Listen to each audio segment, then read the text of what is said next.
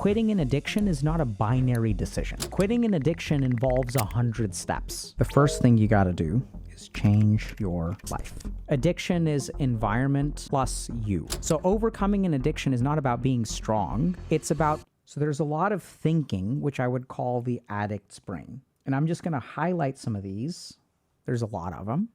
So, on the surface, we have things like denial, or I would say deal making is another form of denial, right? So I'll stop when this bad outcome happens. I don't have a problem yet. It's really going to be a problem if I start passing out at parties like this guy does. So if you notice that your mind is deal making, think about that. Are you telling yourself, okay, if I do this kind of work, then I deserve a reward. And if I deserve a reward, then I can use it. So it's not that you don't deserve a reward. It's just that that basic idea of I worked really hard, I get to do something in life, that's fine. The problem is when it has to do with a substance. So here's a really simple test for whether your deal making has been hijacked by your addictive brain. If y'all want to dive deep into the most important topics for our community, check out HG memberships. So the first thing to understand is that there needs to be no outcome from small talk. This is a Vasana too. Your mind is Vasanas all the way down. So the key thing about detachment is not that you don't have wants, it is that your wants do not control you. Membership grants you access to monthly streams, as well as a back catalog of a year's worth of content, in addition to quests and so much more. If you're interested, you can sign up for $10 a month at HealthyGamerGG/memberships, or click the link in the description below. Hope to see you there. Simple test. So if the reward can consistently be not drugs or whatever you're addicted to, then it's fine. And if the reward that you're always giving yourself, and you're like, oh yeah, so why don't you just reward yourself with like a massage instead of getting high on meth? And if you find yourself arguing against that over and over and over again, then you've got a problem. And you have to be careful because the addict's brain is subtle. It knows you, right? So it'll do this, oh yeah, I don't need meth today. You want me to do a massage? I'll do a massage. But next week, we'll do something else. Oh, we'll see next week. Yeah. Oh, yeah. See, I did it. I can handle it. I controlled it. It's fine. You can use because I'm in control, which brings us to another really common one, the perception of control. Oftentimes when people are addicted to things, they have this idea that they're in control. They do things to keep themselves in control. But it's like the thing that's in control is the addiction. Like that's really what's in control. So you got to be careful about that perception of control. And then there are a couple of so these are like the really in your face ones, but there's a lot of really subtle ones that I've encountered that are like really tricky. One is something called the weakness trap. So the weakness trap is when people view addiction as a weakness. And if I'm an addict, I'm weak. I'm going to just write this out, okay? Maybe you guys can follow. I should be strong. Therefore, I need to conquer my addiction. And if I don't, then I'm weak. Therefore, I am strong or will be strong. So I know this sounds kind of weird because this seems like really positive, but oftentimes people who think this way do not do all of the crap that needs to be done. So overcoming an addiction is not about being strong. It's about putting in lots of hours in stupid shit that you don't want to do. It's about going to meetings, going to therapy, meditating every day. And what these people have is they have this almost like this fantasy of strength where they don't want to be one of these weak people who has to rely on others, go to therapy. Weak people go to therapy. Like, I don't need any of that. I think, imagine this community will be somewhat different, but those thoughts can still pop up. You want to conquer it. And so oddly enough, the brain will tell you, you should conquer this. You can conquer this. You don't need to do all this other crap that people are telling you. Be strong, conquer it, and do it without help. Very subtle, very dangerous, very insidious. That desire for strength gets hijacked. Oh, this is a big one. Waiting to be done and forever. So this is a really common thing that we see in especially post-acute withdrawal syndrome. So we talk about withdrawal, which is when you're losing your tolerance to the substance. And by the way, if y'all are going through withdrawal, especially from substances, really, really good idea to do it with a medical professional because sometimes withdrawal can be lethal. So withdrawal from alcohol and benzodiazepines can induce seizures and asystole and literally kill people. So you don't want to do that. But then oftentimes what is really overlooked in the medical system is the post-acute withdrawal syndrome, which can last for months. So the way to explain this is that, so we have tolerance and the development of adaptations at the cellular level. But then we also have development of adaptations at the habitual level, development of adaptations at the psychological level, development of adaptations at the ego or identity level. And so all of those adaptations, which have been built on the addiction, also need to be recalibrated. And that is really difficult. So this is the post-acute withdrawal syndrome. And I'll give you all a really simple example of this. When people are withdrawing or in the early stages of recovery, it's really hard because you have to go to meetings a lot. You have to go to see your therapist. You're working through all these dormant emotions. And the problem with working through dormant emotions is that, like, I worked on dormant emotions this week. I worked on them the week after. I worked on them the week after. I worked on them for 3 months. There's just more and more and more and more and more of them. My emotional regulation skills are level 3 now instead of level 2. So my life sucks. Everything is hard. Everything sucks. And people think this is what being sober is. They think that this period of time will last forever. That's how it feels. And then they think, I can't do this. This is too hard. There's no way. And this is literally what it's like. And if you guys even pay attention, literally to our subreddit and other places in our community, you will see this thinking in all kinds of posts. Is this what it's supposed to be forever? Is this what life is? So we see this a lot, especially in like a lot of these burnout-oriented tweets and things like that.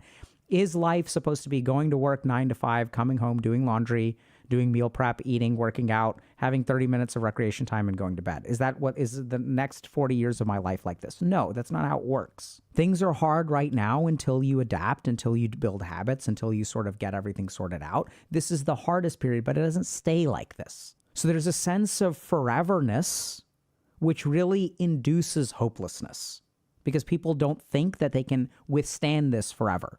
But the good news is it's not forever. It's just your brain doesn't experience that. And why not? It's because for weeks at a time, it is this. So the post-acute withdrawal syndrome can last 6 months, maybe even up to a year. And so as the brain calculates that out, it says, I don't have the energy for this. And then it induces some degree of hopelessness. And then it starts telling itself things like, well, if I'm going to crack a year from now, why not crack today?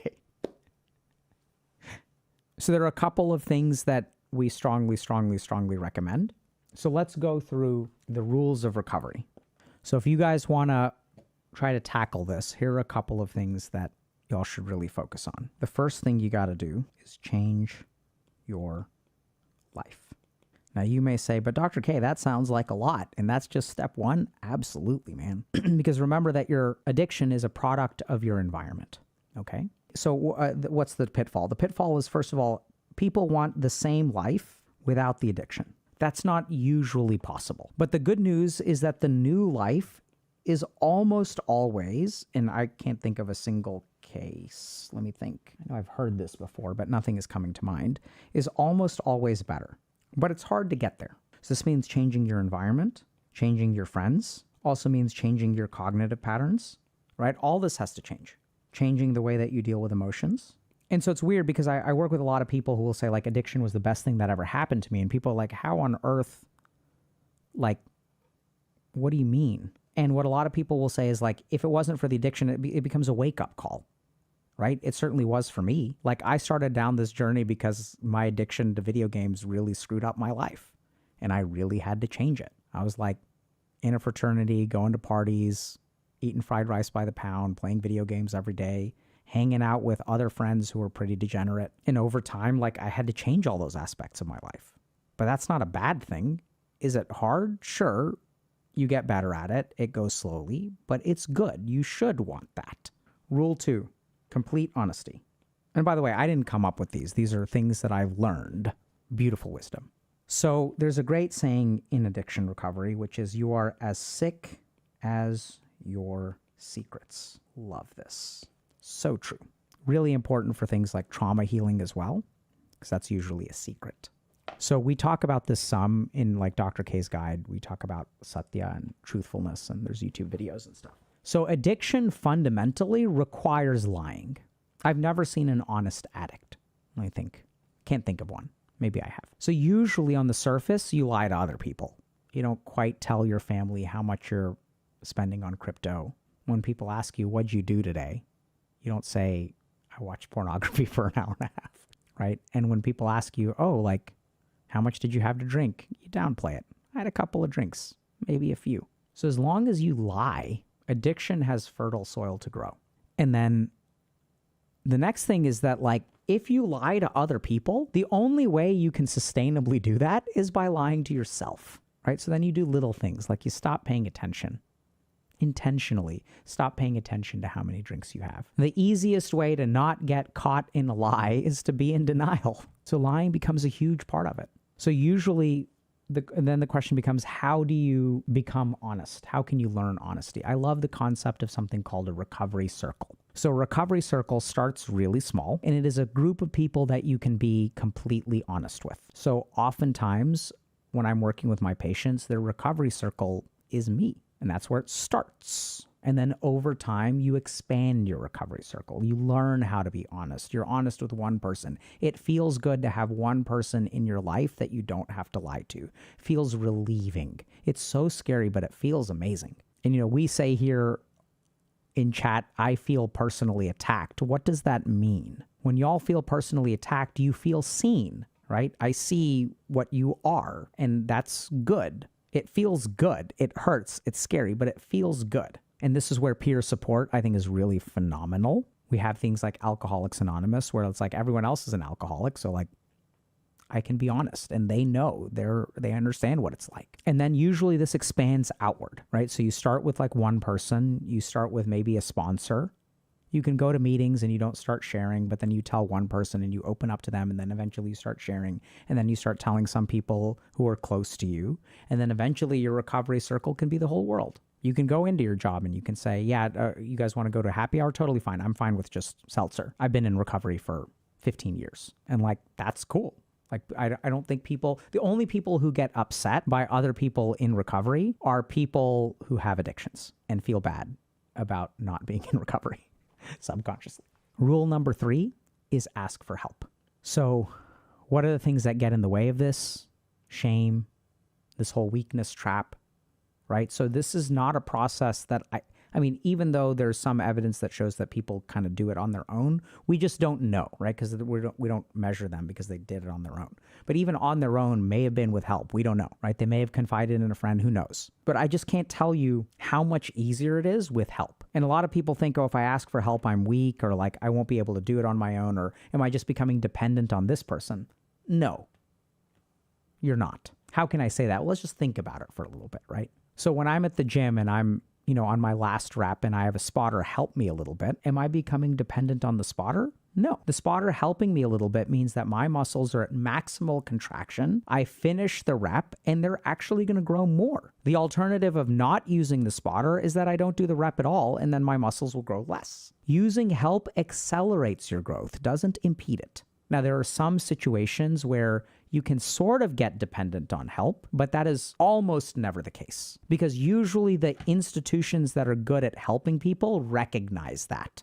So as a psychiatrist, I recognize when people are doing work with me towards independence and growth and using me as a crutch, and then we address that. People in recovery understand this really well. See, what leads to growth is doing the thing. What leads to not growth is not doing the thing. Now, if help means substituting your actions with someone else's actions, then you won't grow. But if they are helping you and you are still acting, you'll grow. It'll work. But there are challenges like shame and, lying and embarrassment and all this kind of stuff. Rule number 4 is practice self-care. So I want you all to understand this, right? So addiction is environment plus you. And you can focus on the environment and you can focus on you. You really have to do both. So if you're not sleeping every day and you don't have enough willpower to resist the addiction, that's going to be a problem. If you don't eat properly, then your brain is going to be using a lot of energy to suppress those hunger signals. and then you won't have much energy left over to resist your addiction. If you are living in a situation that is toxic, if you have friends who are not really friends of yours, if you are in an abusive relationship, all of those things will add negative emotional energy and will drain your willpower. It'll be way harder to resist.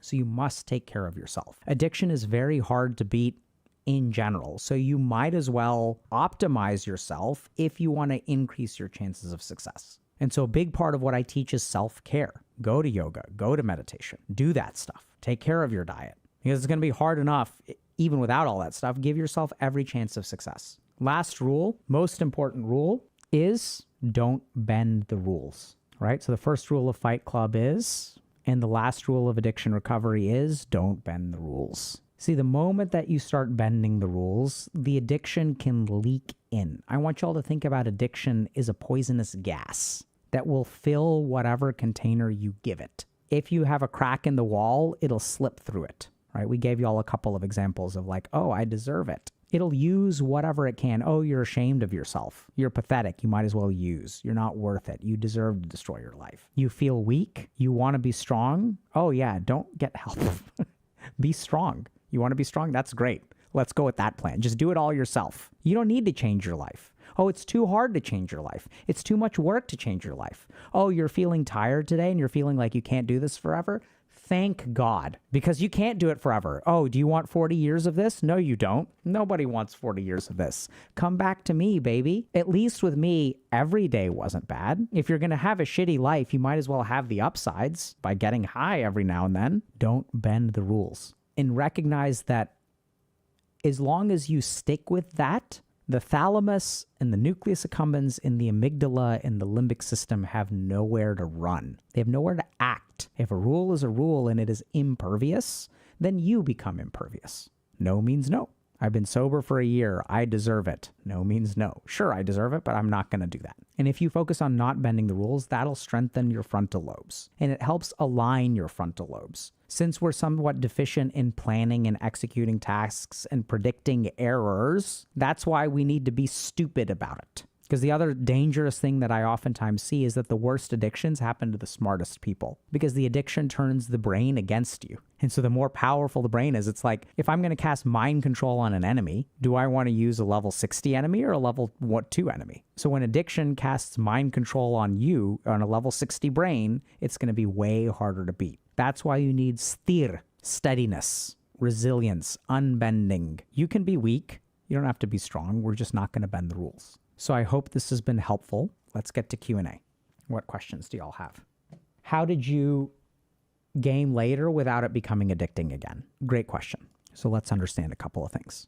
Remember that an addiction requires giving pleasure and taking away pain. An addiction requires activation of all kinds of neurocircuitry. The short answer is I dealt with my dormant emotions. I found a purpose in life. So right now, I could be playing a video game. Why am I not playing a video game? Because this is more important to me. So I stopped using games as a source of emotional regulation. When I feel bad about something, I go for a walk. I started engaging in a lot of self-care, started meditating a lot, right? So this is what I mean. Everyone thinks about addiction as I have this thing that I can't control and I lose the willpower battle against this thing. But you can dismantle that addiction like one table leg at a time, and it'll just tip over and fall, especially with the behavioral addictions. Substance use addictions with strong genetic predispositions may require abstinence, but it just became a source of pleasure and recreation, nothing else. And when that's what it is, then it becomes healthy. So I think sex and love addiction is another good example of this, right? So a lot of people who get addicted to sex will use it as a substitute for self-worth. They use it as their source of feeling accepted by another human being. And once those things go away, you can have sex in a healthy way. You can fall in love in a healthy way. So you were telling me that when I tell myself that I can quit snooze nicotine addiction anytime I want, I'm lying? Yes and no. So I don't know if you can quit an addiction anytime you want, but my point is that quitting an addiction is not a binary decision. So this is, hopefully y'all have taken this away. Quitting an addiction involves 100 steps. So can you quit it? Absolutely. It's just about doing the work. And so nicotine addiction is a really good example of like, we have very good treatments for nicotine addiction. What we basically know is there's a medication called varenicline that reduces cravings. And then when you use the patch and some kind of acute nicotine supplement like gum or lozenges, success rates are very high. I think 60 or 70%. So we have like addiction treatments for nicotine that are very successful, but it involves asking for help. What kind of help should I ask for? So I think 2 or 3 kinds of help come to mind. One is you can go to a psychiatrist or therapist and you can say, hey, I think I may have an addiction, and they'll take it from there. The second thing that you can do is go to any kind of peer support recovery meeting, Alcoholics Anonymous, Narcotics Anonymous, Computer Gaming Addicts Anonymous, and say, hi, my name is whatever. I may have a problem with this kind of addiction. That's it. Yeah, so this was really, really, really good point. So this is something that we'll cover in the workshop, but we just didn't have time to cover. So great point to end on. So Vladimir is saying, I quit smoking after 14 years and drinking after 19 years, cold turkey both times. Confronting and dismantling the positive associations I had with my addictions was critical. So we didn't talk about this too explicitly, so let's talk about it now for a couple of seconds. See, the problem with addictions is that there are solutions, not problems. So when I say change your life, right, and I say everyone wants to have their life without the addiction, the problem is that when we look at these substances, we see a lot of good, right? I like being relaxed at parties. I like being able to go on a bachelor party and get hammered with my friends. I love being able to go to a barbecue and have a good time, right? I love partying with lines of Coke. Like, people like this stuff. And especially if you look at some of these fields like finance, it's like, it's part of the socialization. And people are like, well, when the managing director of my firm is like, hey, you want to do lines of Coke in the bathroom? Like, I can't say no, because he's the one who determines whether I get $300,000 of bonus this year or $450,000 of bonus this year. So those lines of Coke are worth $150,000. I've seen it as an addiction psychiatrist. Like, it ain't pretty. And you're spot on that a big part of this is dismantling the positive associations. A big part of this is the belief that you can't live without your addiction. I've seen marriages end in divorce because people are addicted. I've also seen marriages end in divorce because people get sober. I've seen relationships that are built on a shared addiction. I found someone who won't judge me because they're just as addicted as I am. And we're both going to go hard. And I love this person so much because this person knows how to go on a bender, and they'll protect me if I go too hard. They'll keep things in check. So there are a ton of positive associations which are very hard to deal with. And those absolutely need to be dismantled. Really great point. Thank you all very much for coming today. If y'all are struggling with something, look at it a little bit critically. Really try to understand what's going on. Ask for help. And know that you can live without it. That the life that you build without it is probably going to be better. It's going to be missing certain things. And even as someone who's a degenerate gamer addict, who's gaming in recovery, I miss some of the stuff too. Like, going hard in gaming is its own special pleasure. There's its own special pleasure of real just debauchery, right? When some expansion drops and like, I'm going to stay up, I'm going to skip all my classes for a week and I'm going to grind to 60. There's something that's fun about that. I gave that up. And I think the challenge with addiction is that you are giving things up. I think the good news is that you only have to give them up for a while, and then you really don't want them anymore. You really start to appreciate what you have. What's the end goal? The end goal is freedom. The end goal is freedom. To live life the way it's supposed to be lived instead of living a version of life that is shaped by an addiction. Should you quit it right now? Why not? Why not? Hey y'all, hope you enjoyed today's video. We talk about a bunch of topics like this on the channel, so be sure to subscribe for more. If you're already subscribed, GG, and we'll see you in chat.